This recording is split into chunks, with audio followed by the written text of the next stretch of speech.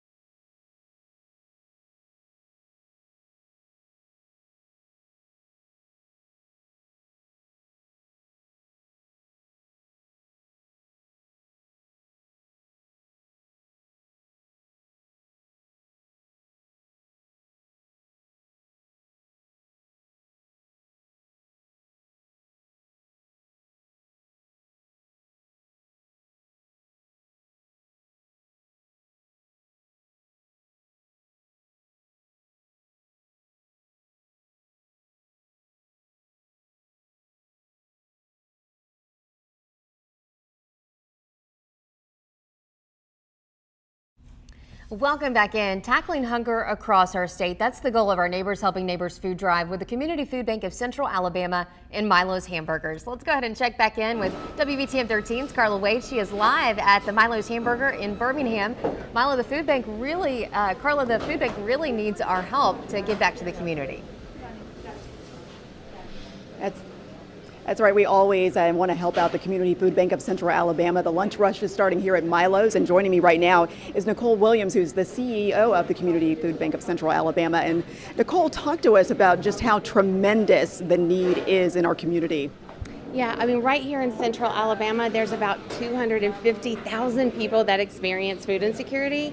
And so this is a great opportunity for Neighbors Helping Neighbors. Come in, grab your lunch at Milo's, and bring some shelf-stable food items or donate at the register. And you, too, can provide a meal for neighbors that need it. I know that one thing that we're particularly concerned about is the number of children in our community who don't get a healthy meal every single day. Yeah, we do worry a lot about children. and their health. We know that kids can't, perform in school when they don't have a full stomach. So we want to make sure that we can provide enough food after school meals and meals in the summer specifically for kids and for families that need it.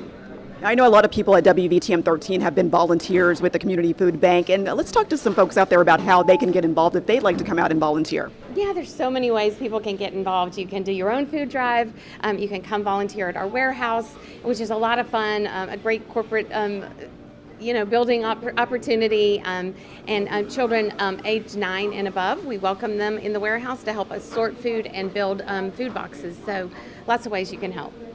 Well, thank you for joining us, Nicole. And we are very, very close to meeting our goal. And so we're going to give you an update coming up in just a few minutes. And we'll also talk about some very specific items that would really help the folks out across Central Alabama that we would like you to donate. And don't forget, if you come by a Milo's and just drop off some of those non-perishable food items, there's something in it for you besides that good feeling in your heart you're going to get when you donate. You can also get a free regular fry. Back to you in the studio, Sarah. All right, Carla, thanks so much. Well, remember, we are working to collect enough donations for 50,000 meals this year. To find out Milo's hamburgers near you, just visit our website, WVTM13.com/feedingal. That's also where you can find out how to donate money to the food bank or even sign up to volunteer. All right, the Friday Night Lights will be burning the brightest tonight all across Central Alabama. High school football is back for another week, and we've got an exciting matchup for our game of the week. The Carver Rams taking on the Lions of Briarwood. WVTM 13's Maya Caleb caught up with some of the Carver Rams, their school spirit this morning, and gives you a sneak peek at tonight's game. The Carver Rams are here getting ready for this week's game of the week against Briarwood. We're going to send things over to the cheer team who will then take it to the band. So here we go, guys.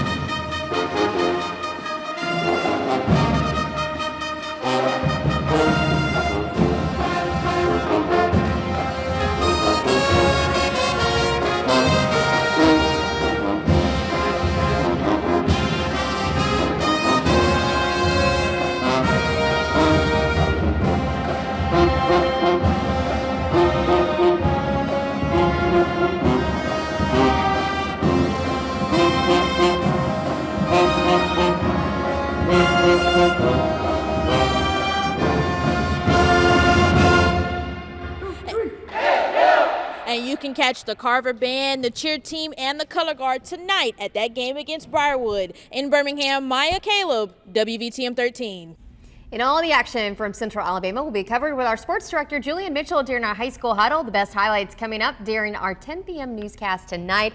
Those Carver Rams sounded good. They'll be heading down to 80 to face Briarwood Christian tonight. Excited for that game and all the high school games that are tonight. I love Friday Night Lights, Jordan, but tonight it's going to be a little hot under the Friday Night Lights. That's right, but not as humid as we were earlier this summer, and not seeing any rain in the forecast, even the next several days too. But taking a live look now in Birmingham, beautiful out there, beautiful blue sky, beautiful green trees down below. A bit hazy out there from some smoke coming in from Canada, but not much of an impact. 85 now in Birmingham, and 82 in Aniana, 84 in Pell City, 86 in Centerville, 86 in Jasper, 85 degrees in Winfield. It is warming up quickly out there. We'll start the afternoon with temperatures in the mid-80s like we are right now, and by the time we get into later on this evening, say 3 o'clock, temperatures will have climbed up to near 90 degrees. Some spots a little bit more than that, some spots still in the mid to upper 80s, from 85 in Aniana to 90 in Birmingham, 90 in Tuscaloosa, down to 85 in Brent, 86 degrees up there in Ashridge. But one thing you will notice on this first warning feature track is every now and then we get these little cells of rain coming in, sometimes just showers, other times the occasional downpour or thunderstorm possible, mainly across West Alabama, but I think the vast majority of Central Alabama will stay dry today. Same thing Saturday and same thing Sunday as well. Later on this evening, any showers should clear on out. WVTM 13 game of the week, Carver versus Briarwood Christian. Kickoff at 7 p.m. It'll be warm and humid with temperatures near 80 degrees. We'll be mostly clear by halftime, and after the game, still clear with temperatures in the mid 70s. And this weekend looks, like I said, mainly dry too. Got a lot of college football games going on Saturday. Highs will climb to near 93 degrees. And if you're tailgating out at Tuscaloosa Saturday, temperatures will be in the low 80s by halftime, 92 degrees. That kickoff's at 11 a.m. South Alabama faces off against Auburn out in Lee County, 80 degrees around tailgate, and halftime 88. And moving up back here in the Magic City, UAB playing 7:30 p.m. tailgate at 86 and halftime at 76. So just warm, a little humid overall. No rain in the forecast for Saturday. Sunday, pretty similar, hot and dry. We'll climb to the mid 90s at times, and the next 7 days, there's not much changing except for the fact that we're actually getting warmer. 95 on Monday, 96 potentially by the time we get into Tuesday. I think by Tuesday afternoon, some spots could climb up to the upper 90s, especially the further southwest you are. Potentially 97 in Northport, 98 down there in Utah and Greene County, and the low 90s a little bit further east. And we start to see a cooler trend, but still hot Wednesday and Thursday of next week.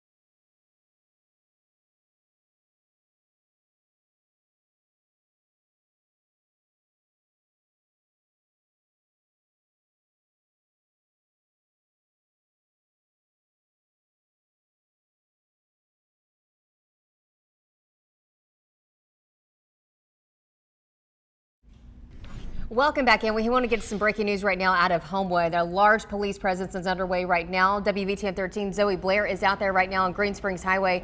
Zoe, what can you see right now?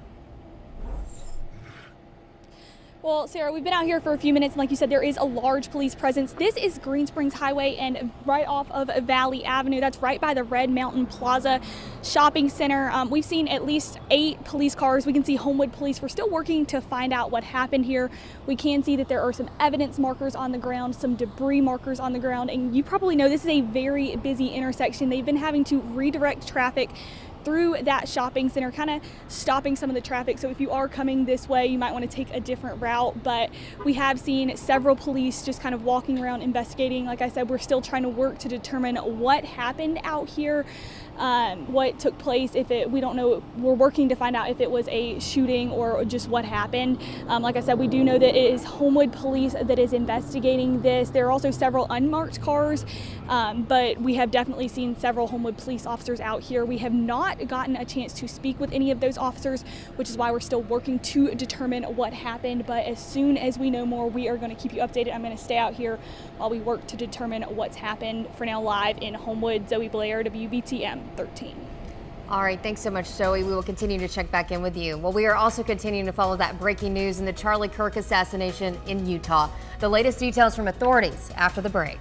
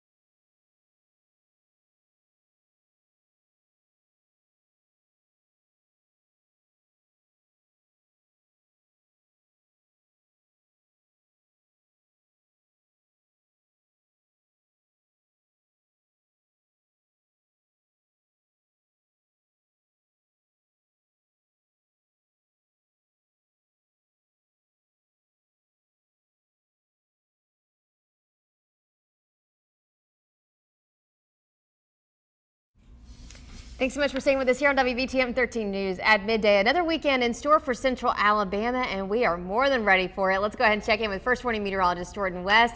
Jordan, the weekend's looking nice, but hot. That's right. Temperatures slowly climbing every day the next several days. Right now, Birmingham at 85 degrees already, and not a whole lot of cloud cover to help us out today. but there is a little bit of a haze from smoke coming in from Canada. Other than that, it's just going to be still hot outside. We saw a few showers in Tuscaloosa earlier, but that's about all the rain we're going to see today. 85 right now in Birmingham, 84 in Sylacauga, 81 in Gaston, 86 over there in Tuscaloosa, T-Town. And we'll start the afternoon with temperatures in the mid to upper 80s, and we're not going to climb much more than that. Some spots will make it till 90, a few spots just above 90, everybody else in the upper 80s. And similar to what we saw this morning, can't rule out an isolated shower or even a thunderstorm, but most of central Alabama will be dry throughout the day today. Not much popping up on the first warning feature track. But for any high school football games, we should be completely dry starting at 7 p.m. for kickoff, and we'll drop down to the 70s later on tonight. I'll show you what to expect for college game day coming up in your full forecast. All right, thanks so much, Jordan. Well, we need your help to give back to your neighbors in need. We are joining the Community Food Bank of Central Alabama and Milo's Hamburgers for our food drive. Let's go ahead and check back in with WVTM 13's Carla Wade. She is live at the Milo's Hamburgers down in Birmingham. Carla, there are so many ways for folks to get involved. Yeah, there are plenty of ways for you to help us out, but the first way is just dropping by any of your Milo's Hamburgers location and just dropping off a canned good or maybe a boxed item, anything that is non-perishable foods. Of course, we'll take anything that you bring, but there are some items that we need a little bit more than others. Let's talk about some of those. Some of the things that the food bank really needs the most are low-fat, low-sodium, and low-sugar products. So that would include some things like canned meat, vegetables, and fruit, boxed meals like mac and cheese, or even beef stew, potato flakes, peanut butter, beans, peas and pasta, cereal, oatmeal, grits. We are in the South after all. Fruit juice and shelf-stable milk. By the way, don't forget, anytime you drop off something over at a Milo's Hamburger location, like the one that I'm at right here, you will get a regular free fry, but you'll also be helping Central Alabama families that are in need. We'll check it back in with Sarah a little bit later to let you know exactly how far we've gotten in our donations and also some other ways that you can help contribute. Back to you. All right, thanks so much, Carla. Well, if you haven't already, we want to give you a moment to go ahead and get your phone out and scan this QR code you see right there at the center of your screen. This will take you directly to our website, WVTM13.com/feedingal. That is where you can find all the information you need about food insecurity across our state and directions on how to join the fight against hunger. There's also a virtual tracker to help you keep up with our goal to reach 50,000 meals this year. Well, we are continuing to follow that breaking development out of Utah, where authorities say the man suspected of assassinating conservative political activist Charlie Kirk is now in custody. The suspect has been identified as 22-year-old Tyler Robinson from Utah. Authorities say he was not a student at Utah Valley University where that shooting happened, and he was taken into custody last night around 10 p.m. local time. Local law enforcement there says that Robinson's father identified him from the photos shared by the FBI, who reached out to a local pastor who then called U.S. Marshals to take him into custody. Part of their evidence now includes Discord messages from Robinson's roommate, which he talks about needing to retrieve a rifle similar to the one they recovered in the woods nearby the scene. And shell casings inscripted with references to law enforcement and other hateful rhetoric. And the Robinson grew more political over the years, opposing Kirk's beliefs. That is. Now, Utah's governor today emotional as he urged Americans to set their differences aside and end the political violence. Your generation has an opportunity to build a culture that is very different than what we are suffering through right now. Not by pretending differences don't matter, but by embracing our differences and having those hard conversations. Investigators say they have 3 days to file documents charging Robinson with the crime. Forensics evidence is continuing to be analyzed. No other arrests are expected at this time. We also know that Kirk's casket flew from Utah to Arizona Thursday on Air Force Two. You can see here Vice President J.D. Vance. He helped carry Charlie Kirk's casket. Both the VP and Second Lady were originally scheduled to take part in a 9/11 memorial ceremony in New York, but met with Kirk's family instead. Well, funeral arrangements have not been announced for Kirk at this time. President Trump also announcing he would posthumously award the co-founder of Turning Point USA with the Presidential Medal of Freedom, but did not give an update on when that will happen. Now, Utah Valley University, where that shooting took place, also says campuses will be closed until Monday. Well, while the death investigation is putting a new focus on politics and violence, It's also driving an urgency regarding the security and protection of federal lawmakers. One way to track the level of threatened violence is through addressing the threats involving members of Congress. National investigative correspondent John Cornell has the data showing they're increasingly under attack and how they're asking for help. Members of Congress, regardless of party, are feeling the impact of the killing of political activist Charlie Kirk on Wednesday. I'm at a loss for words, and I'm not often at a loss for words. Political disagreements should never result in political violence. Violence has no place in our politics. Yet data obtained by the National Investigative Unit shows the number and frequency of threats against our federal political leaders is surging. From 2016 to 2024, we found a 950% increase in threats against members of Congress, their families, and their staff. Each threat is assessed by the U.S. Capitol Police, who told us they're on track to work through roughly 14,000 of them by the end of this year. I am very concerned. I have some of the most death threats in Congress, and they're always ongoing.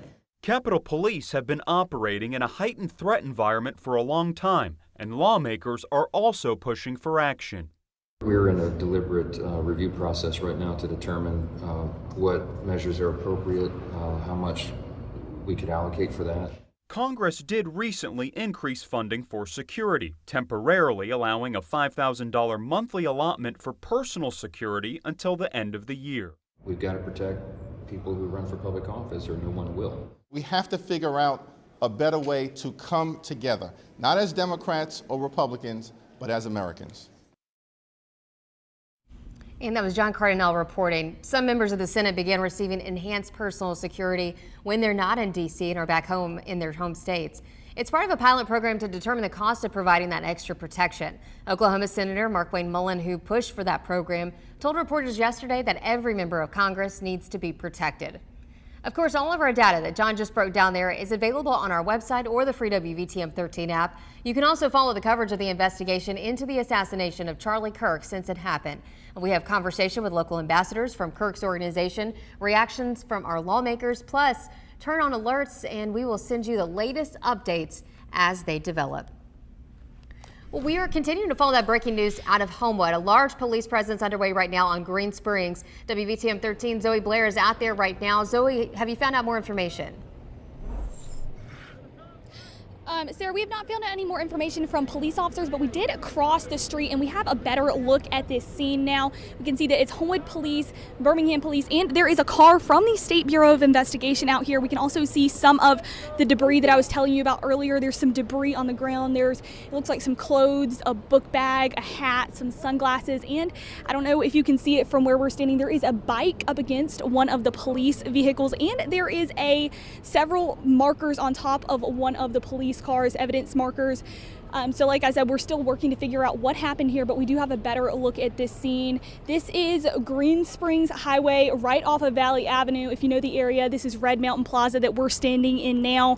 The traffic on Green Springs is backed up pretty bad. They're redirecting them through this shopping center, but it is backed up. And like I said, Homewood Police are investigating. We have not had a chance to speak with officers yet. We are still working to find out what happened here.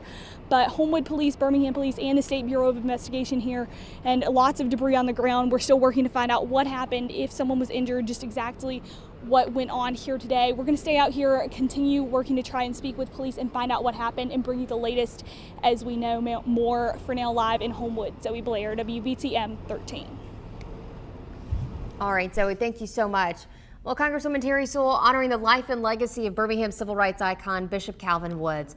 He passed away at the age of 91 just weeks ago. Woods was remembered on the House floor as a guiding light, a pastor, and an activist who marched alongside Reverend Fred Shuttlesworth and Dr. Martin Luther King Jr. For more than 6 decades, he risked his life fighting for voting rights and equality.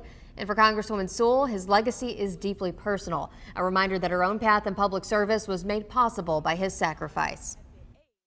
I know that I get to walk the halls of Congress as Alabama's first black congresswoman because of his courageous efforts. The city of Birmingham, the state of Alabama, and our entire nation are indebted to him for his tireless fight to end segregation. She said Woods is remembered not only as a civil rights warrior, but also a servant of God whose courage paved the way for future generations. Well, a local choir is gaining new success on a national stage. Only on 13, we will hear from the director after making it to the semifinal rounds of America's Got Talent. And we still need your help feeding our neighbors in Central Alabama. We will check back in with Carla Wade as we continue our food drive at Milo's coming up.